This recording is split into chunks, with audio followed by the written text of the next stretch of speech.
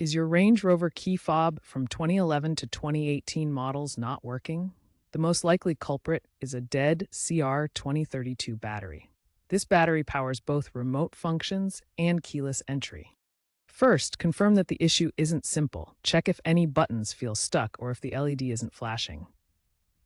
Once confirmed, gather your supplies. A new CR2032 battery, Duracell or Energizer are recommended. A small flathead screwdriver or plastic pry tool. A guitar pick works well to prevent scratches. And gloves to keep the internal components clean.